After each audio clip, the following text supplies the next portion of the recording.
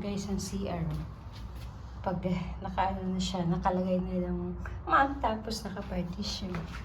Tapos yan.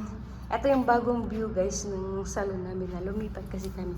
Ang view nito sa labas is ito. So nagtanom na ako ng mga alokbati kasi yung sangig na tinanim na amo ko namatay. Siyan. Ito guys mga jacuzzi to siya. Yan. Tapos yan coffee bar. Ilawan natin. Para ito yung coffee bar namin guys. Nakikita mo lahat ng makina ng makina ng kape. Diyan. Yan. Sa kukuhan. Tapos ito yung coffee bar. Yan siya guys. Ang cute ng coffee bar niya. Tapos yung mga nail polish sa ibabaw, display na lang yun. Hanggang dito lang kami. Kung hanggang kaya ng customer makuha, yun lang yung gamitin namin. Tapos ito mga gel polish.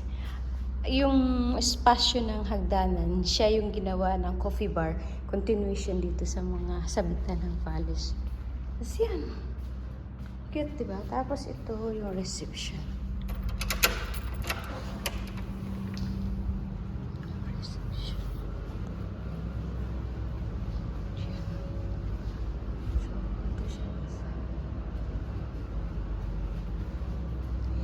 Dito kami nagtatambay, nagmamaritisan. Tapos yan, pagpasok mo. May malaking puno dyan. May mga nakatira dyan na maliliit na tao. Ayan. Yan na siya guys. Diyan. Tapos, hindi pa ako tapos maglinis kasi imamap ko pa to ng second map. Tapos ito guys, so pagka ganyan lang siya. Ang ganda rin ng ng makikita mo dyan. Tapos, ito naman sa hair. Ito yung sa hair section namin. Ito siya. Ito, hindi ko to nililinisan kasi dalawa ang taga-buhok dito. Sila naglilinis. So, ang akin, mas malaki pa nga yung nililinisan ito eh. Tapos, ito yung kusina.